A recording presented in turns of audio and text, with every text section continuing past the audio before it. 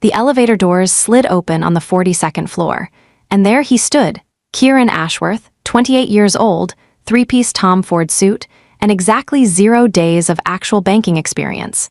His face was already red before I even stepped out.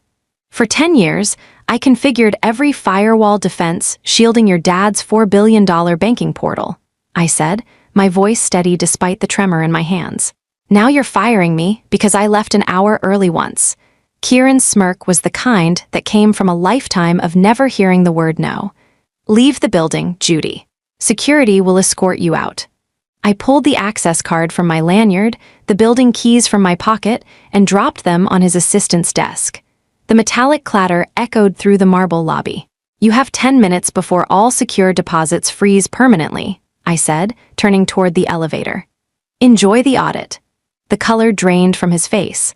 Welcome to the Payback Office channel, where we share stories of workplace justice that remind us why integrity matters more than institutional power.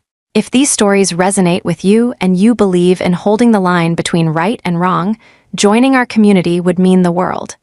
We're on a journey to reach 6,000 subscribers, people who understand that respect isn't optional, it's foundational.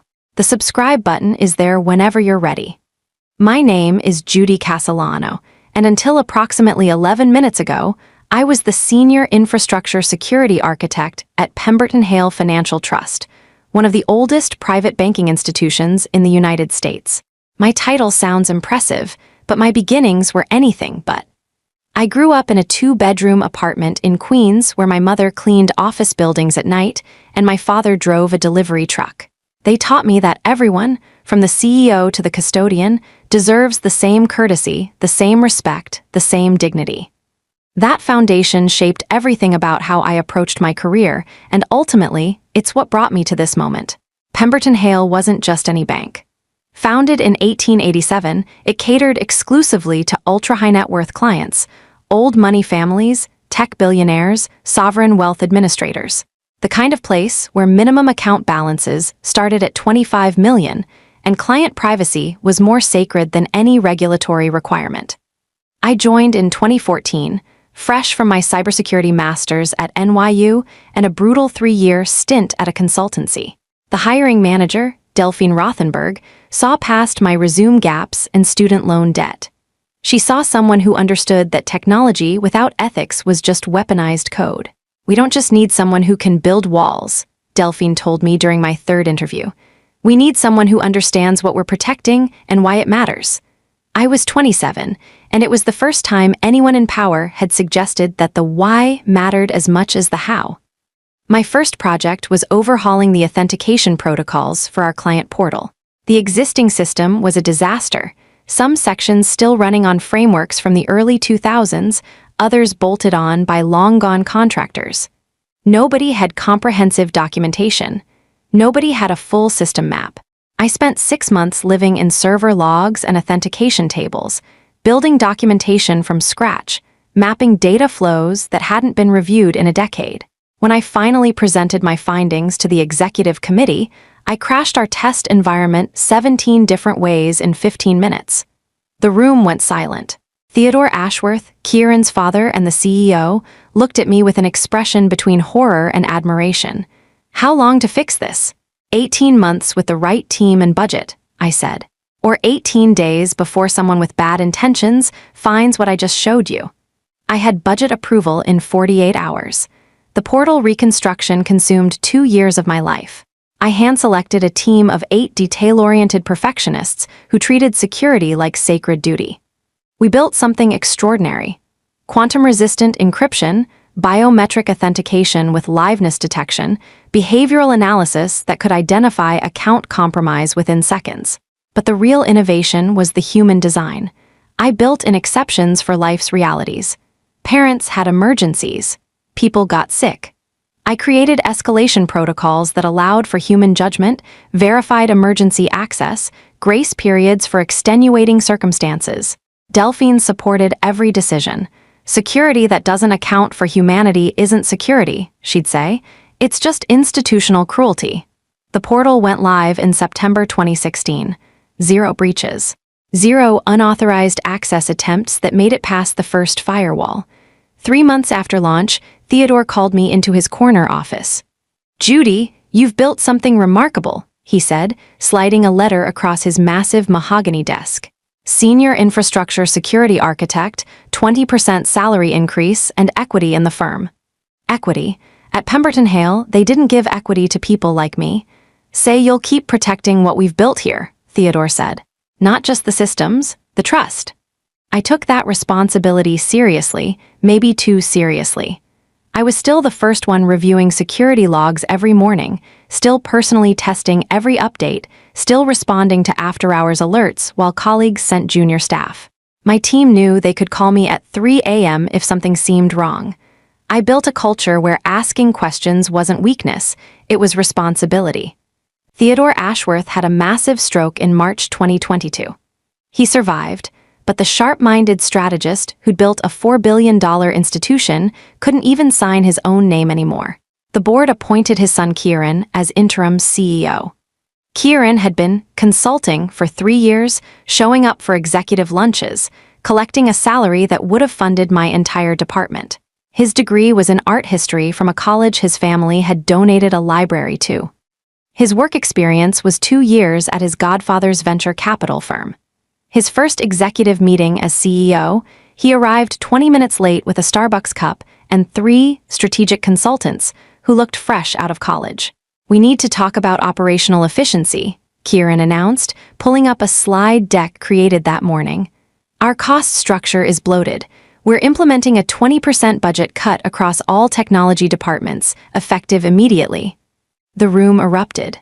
20% wasn't trimming fat, it was amputating essential functions. "That's impossible," I said. "We're already running lean. A cut like that would compromise security protocols protecting every client account." Kieran looked at me like I was furniture that had suddenly started talking. "And you are?" "Judy Castellano. I architected the security infrastructure that's kept this institution breach-free for 8 years. In the real world, we have to make tough choices. I'm sure you'll figure something out." Delphine caught up with me in the hallway afterward. "He doesn't understand what he's doing. Then make him understand." The board gave him full operational authority. "We have 6 months to prove he can handle it, or they'll consider outside candidates." I wondered if we'd make it 6 weeks. The cuts started immediately, but they were surgical strikes designed to hurt. Kieran targeted anyone who'd questioned him, anyone with loyalty to Theodore. Delphine was first, forced into early retirement with a fraction of her earned benefits. She fought it until the stress sent her to the hospital with heart palpitations. Then came the mid-level managers who'd built institutional knowledge over decades. Forced retirements, sudden performance improvement plans for people who'd had stellar reviews for 20 years. My department lost 2 senior engineers in the first month. Both had families. Both got 2-week severance despite years of impeccable service. "We're bringing in contractors," Preston Whitlock, the new COO, told me. "Contractors don't have the security clearance for this work," I explained. "Then get them clearance. That's a 6-month background check minimum. Then work faster to cover the gaps." I started working 70-hour weeks, monitoring systems that used to have dedicated oversight, running updates that used to require a team of 3. My family stopped asking when I'd be home. My doctor started using words like burnout and unsustainable. But the systems held. Every morning we were still breach-free, still protecting every client account, still maintaining the trust Theodore had asked me to safeguard. Then came the Tuesday that changed everything. October 14th. My mother called at 2 p.m., unusual because she never interrupted work unless urgent. "Judy, it's your dad. He collapsed at work. They're taking him to Elmhurst Hospital. Heart attack." I told my team I had a family emergency and ran. I found my father in the emergency department, conscious but gray. They were prepping him for a cardiac catheterization. My mother was trying to be strong, but I saw the same fear from when I was 12 and Dad lost his job, when I was 16 and she had her cancer scare. I held her hand. I filled out insurance paperwork. I called my brother. I did what families do when the world narrows to a hospital waiting room and prayer. The procedure took 4 hours. 2 stents. The cardiologist said he'd be fine with medication and lifestyle changes, but he needed overnight observation. I stayed until 8 p.m., until my father was settled and sleeping, until my mother's sister arrived. When I finally left, I was hollowed out. I went home to my studio apartment and let myself fall apart. The next morning, I came in at 7:30, 30 minutes earlier than usual. Preston was waiting at my desk. "Kieran wants to see you." Now, Kieran's office was all glass and chrome now. He'd redecorated immediately. He was behind the desk, flanked by Preston and Sloane Carmichael, some vague chief people officer. "Have a seat, Judy." The chair was deliberately lower than his desk, a power play so obvious it would have been funny if my stomach wasn't churning. "You left work yesterday at 2:15 p.m. without formal approval, without following proper procedures." The air left my lungs. "My father had a heart attack. I informed my team and left." "Your contract specifies that any deviation from core hours requires supervisor approval minimum 2 hours in advance." It was my father's heart attack. By definition, it wasn't previously documented. Sloane slid a folder across the desk. "We've been reviewing your performance. Multiple instances of missed meetings, declined requests from leadership, resistance to new directives." I opened it. Complete fiction, meetings I'd never been invited to, declined requests were my refusals to compromise security protocols. Resistance was my insistence on following regulations. "This is fabricated," I said flatly. "That's your interpretation," Preston said. "We see a pattern of someone who thinks the rules don't apply to her." They'd been building this case for weeks, waiting for a single misstep. "We're terminating your employment effective immediately," Kieran said. 2 weeks severance and COBRA insurance information. Security will escort you out. 10 years. 10 years of 18-hour days and 3 a.m. crisis responses. 2 weeks severance. "You can't run the portal without me," I said quietly. Kieran actually laughed. "Nobody is irreplaceable. We'll be fine." The pieces clicked together. This wasn't about leaving early. This was about budget, getting rid of the highest-paid individual contributor, replacing institutional knowledge with cheap contractors who wouldn't push back. I stood up. "For 10 years, I configured every firewall defense shielding your dad's $4 billion banking portal," I said, letting each word land. "Now you're firing me because I left an hour early once?" Kieran's smirk was already forming. "Leave the building." I pulled out my access card, my keyring with physical backups to every secure room in the building, and dropped them on Sloane's desk. "You have 10 minutes before all secure deposits freeze permanently. Enjoy the audit." Kieran's face went from smug to confused to genuinely afraid. "What are you talking about?" Preston demanded. "The portal has a security protocol requiring administrative authentication every 12 hours. It's a failsafe against compromise. If the primary architect doesn't confirm system integrity twice daily, everything locks down to prevent unauthorized access. I designed it specifically to prevent the kind of breach that happens when knowledge transfer doesn't occur properly." This wasn't entirely true, but it was close enough that nobody in that room could contradict me. "You're bluffing," Kieran said, voice wavering. "The morning authentication was at 7:30. The evening authentication is due at 7:30 p.m. It's currently 7:22, 8 minutes. Preston was already calling it. Nobody was answering. They were contractors who worked 9 to 5 exactly. "This is blackmail," Sloane said. "No, it's architecture. I built a system that prioritizes security over convenience. You're welcome to override it if you can find someone with my credentials and knowledge. Should take about 6 months." 6 minutes. Kieran's phone rang. He answered, face going paler. "One of our clients is trying to access their account. The portal's showing an authentication error." Actually, just a coincidence. Someone probably fat-fingered their password, but the timing was perfect. 3 minutes early, I said, pre-lockdown protocols. "Fix this," Kieran said. "Please, what do you need?" I'd never heard him say please before. "I need you to understand something," I said. "I didn't build that portal as a career move. I built it because your father trusted me to protect something that matters. Hundreds of clients trust you with their life savings. That's not just data, it's trust. And you were about to gut the security infrastructure because you didn't want to understand what it actually does." 2 minutes. "What do you want?" Kieran asked again.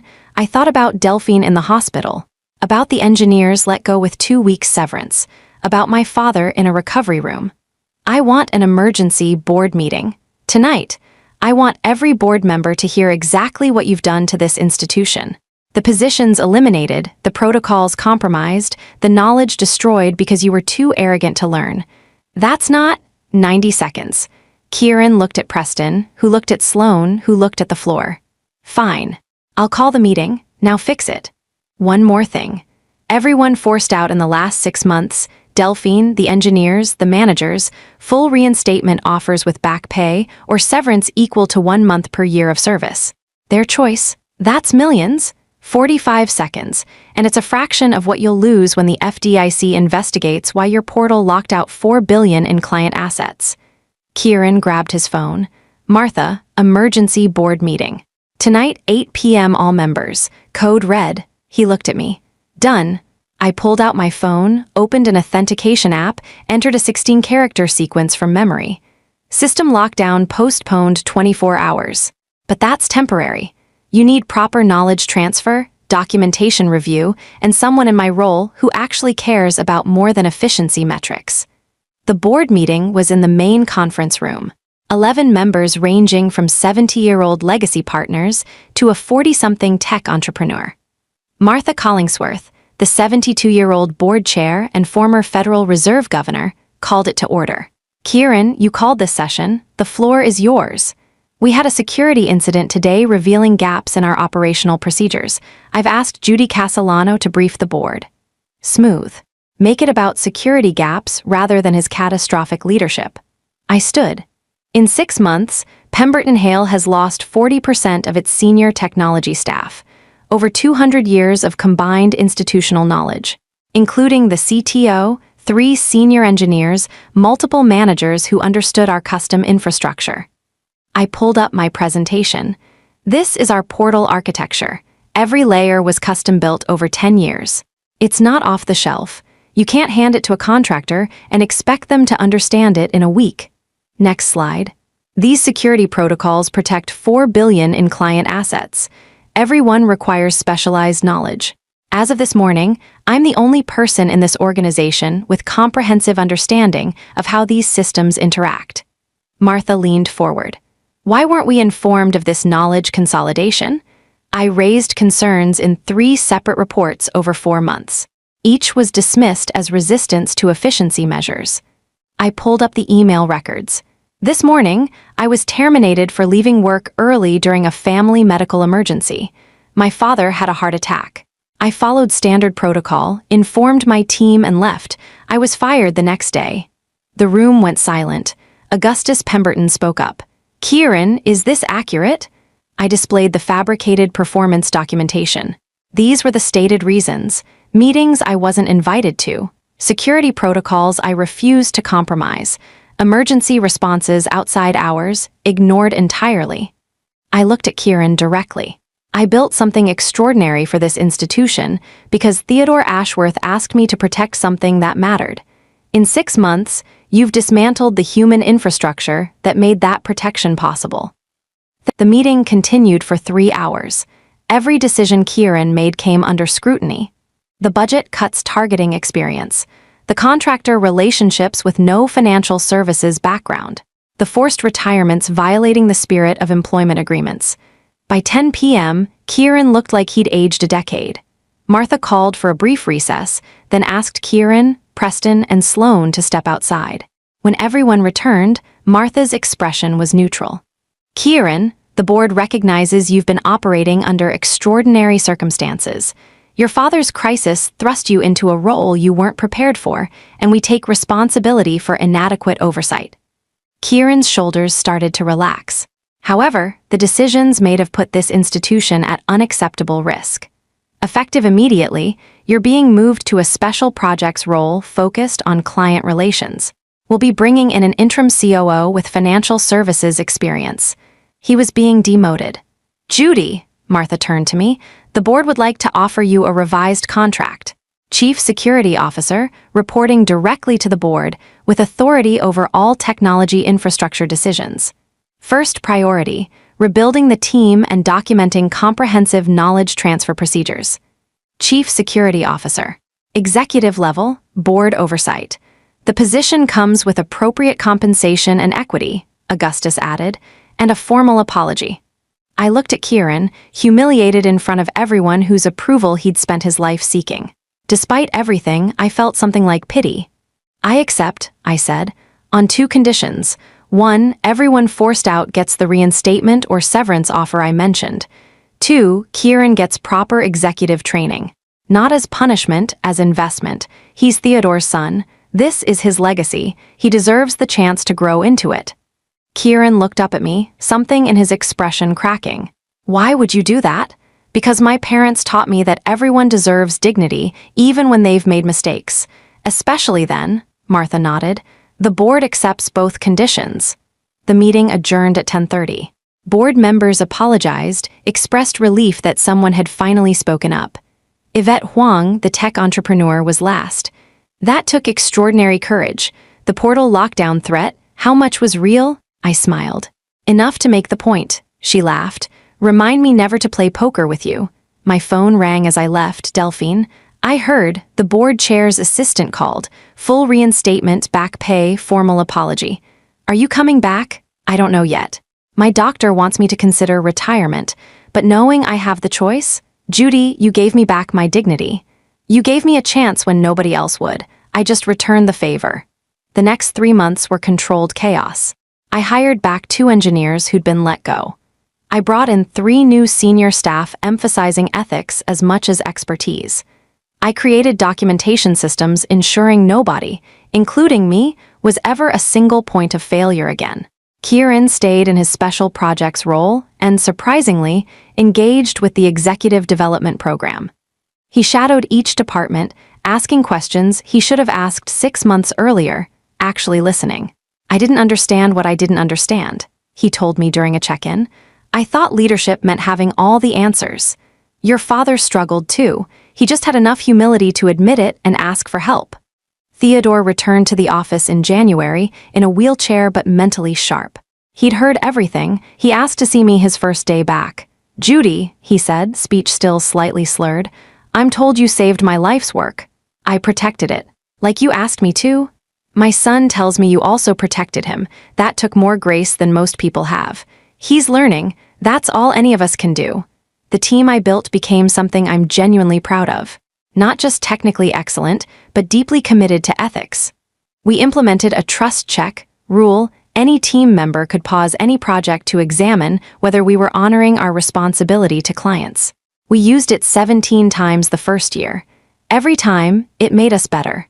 The culture spread throughout Pemberton Hale, becoming institutional practice. We were profiled in a financial technology magazine. How one bank chose people over efficiency and became more efficient anyway. 0 breach rate, highest client satisfaction scores, industry-leading employee retention. I was invited to speak at conferences. I said no to most. My job wasn't being a spokesperson. But I said yes when I could help someone avoid being fired for doing the right thing. My father recovered fully. The scare forced him into retirement, which he complained about before discovering he loved gardening and volunteering. I was finally able to help my parents financially, and they accepted it. You earned this by standing up when it mattered, my mother said.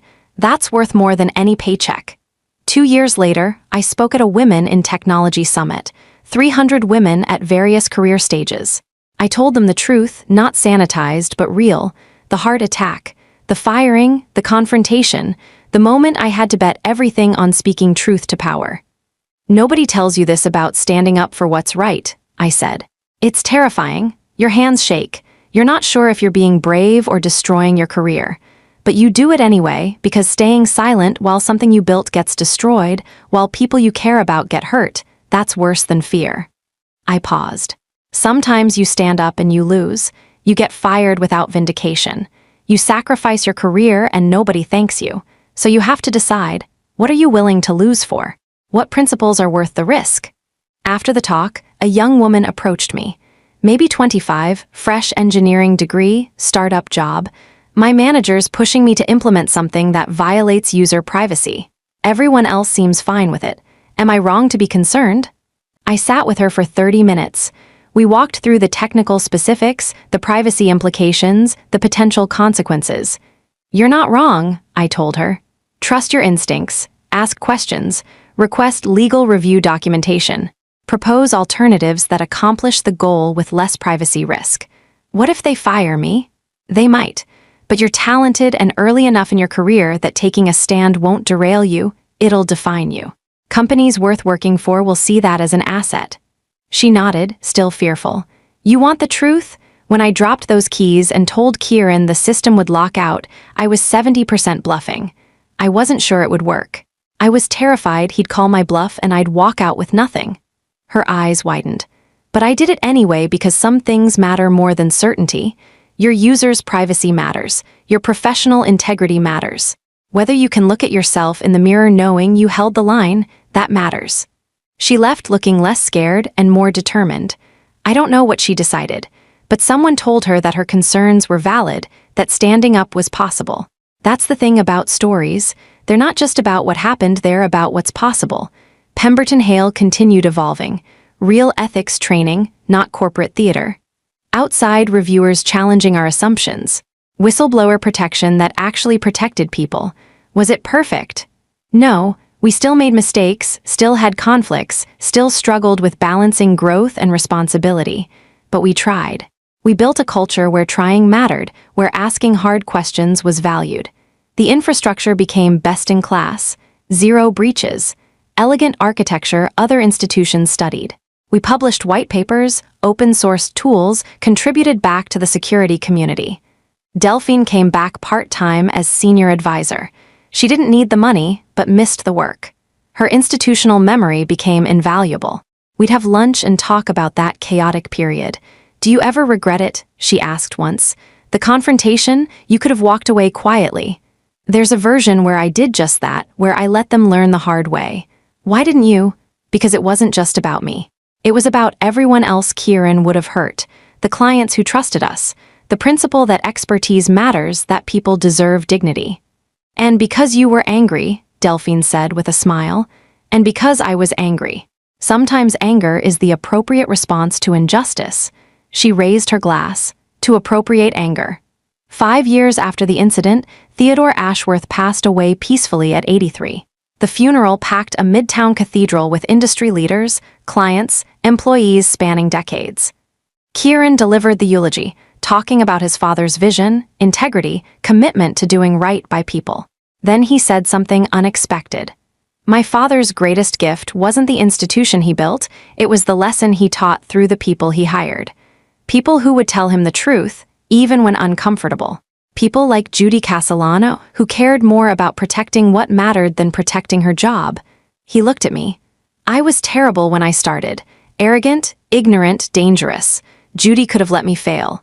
Instead, she held the line and gave me the chance to learn from mistakes rather than be destroyed by them. That's the leadership my father modeled." After the service, Kieran found me on the terrace overlooking Lower Manhattan. "I meant what I said. I know. The nonprofit work, I'm actually good at it. Community banks, microfinance, financial literacy. It matters, I matter. Not because of my name, but because I finally learned to listen. Your father would be proud." He told me that near the end. Said his greatest accomplishment was raising a son who learned humility, even if it took almost destroying the family business. We watched the city lights sparkle as evening fell.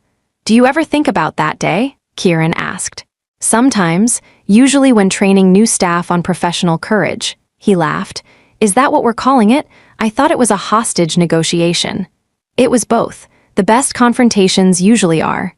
The aftermath of standing up isn't always dramatic. Most days now are routine: security reviews, team meetings, strategic planning. The work of protecting what matters is mostly unglamorous, careful attention to systems and people. But sometimes something reminds me why it mattered. A junior engineer comes concerned about pressure to ship code faster than security allows, and I back her play to delay release. Our behavioral monitoring catches a sophisticated phishing attempt before damage occurs.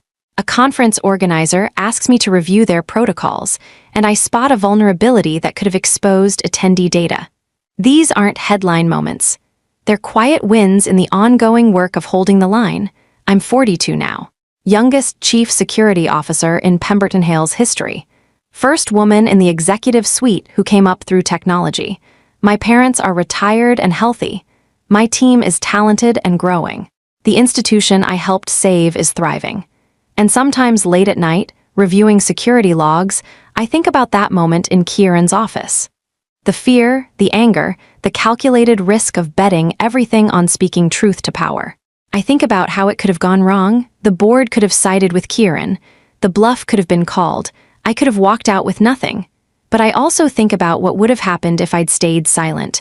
The inevitable breaches, the hurt clients, the demoralized team, the slow rot of an institution that stopped prioritizing what mattered.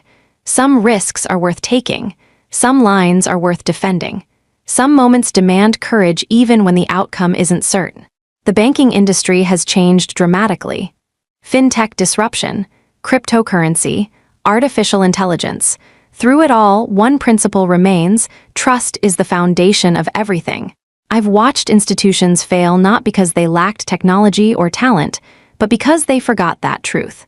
They prioritized growth over security, efficiency over ethics, short-term profits over sustainability.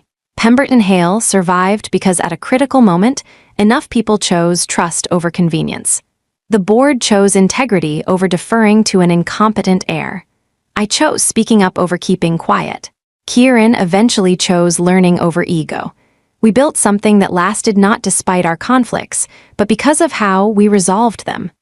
That's the real story, not the dramatic confrontation, but the patient reconstruction that followed. Rebuilding teams, documenting systems, creating cultures where people can challenge ideas without fear. I tell young professionals who reach out, the moment of standing up is important, but what comes after really matters. Can you build something better? Can you create the culture you want to work in? Can you be the leader you wished you had? Some take the advice, some don't. Some stand up and win. Some stand up and lose, but build better careers from their integrity's foundation. All of them are braver than they realize. Last month, a journalist interviewed me for a retrospective on workplace culture transformation in financial services. "What made you so certain you could win?" she asked. "I wasn't certain, I was terrified. But you did it anyway. Because the alternative, letting everything I'd built be destroyed without trying, that felt worse than fear." Is your story replicable? I thought carefully.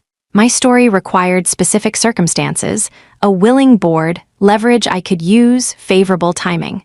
Not everyone has those advantages, but the principle is replicable. Know what you're willing to fight for, understand your leverage, choose your moment strategically, accept that outcome isn't guaranteed. That's not particularly comforting. Standing up for what's right isn't supposed to be comfortable. If it were easy, everyone would do it. The article framed Pemberton Hale as a case study in institutional course correction. It ended with a question: can ethical leadership actually succeed? Our answer, backed by 5 years of data, was yes. Better retention meant lower costs. Stronger security meant fewer breach expenses. Ethical culture meant clients who stayed for decades. Doing right and doing well weren't opposing choices, they were complementary strategies. I'm writing this on a Sunday evening in my Brooklyn apartment. Tomorrow, I'll go back to security reviews and team meetings and the ongoing work of protecting what matters. But tonight, I'm reflecting on the journey from that moment in Kieran's office to here. The trajectory wasn't linear. The victories weren't unambiguous. The lessons weren't always clear. But I built something worth building. Not just technology infrastructure, but a team culture valuing ethics as much as expertise. Not just a personal career, but a template others can learn from. I think about the younger me, the girl from Queens whose mother cleaned offices, whose father broke his back in delivery work, who believed education and hard work would be enough. She was naive in some ways, but fundamentally right about what mattered. People matter. Principles matter. How we treat each other in conflict reveals who we really are. I don't regret the confrontation, the risk, betting everything on the belief that speaking truth to power was possible. Would I do it again? Yes. Differently. Probably. I've learned more strategic approaches, more nuanced communication. But the core decision, to stand up when it mattered, to protect what I'd built, to demand that people be treated with dignity, that I'd make exactly the same way. Because some things are worth fighting for. Some lines are worth defending. Some moments demand courage even when outcome isn't certain. This is my story.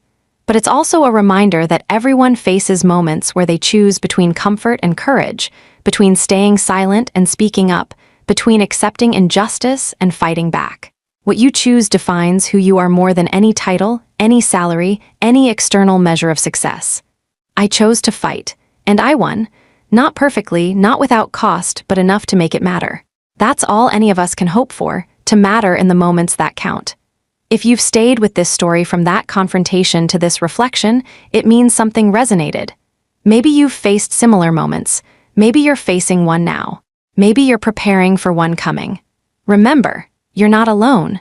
The work of building ethical cultures, standing up for principles, treating people with dignity, that work is happening in countless offices, carried forward by people who believe it matters. Joining this community isn't just about a subscribe button. It's about committing to the belief that we can do better, that organizations can change, that speaking up is possible. We're working towards 6,000 subscribers, people who believe integrity isn't negotiable. If that sounds like something you want to be part of, we'd be honored to have you. The fight for workplace dignity continues. The next story might be yours. When your moment comes, remember that courage isn't the absence of fear.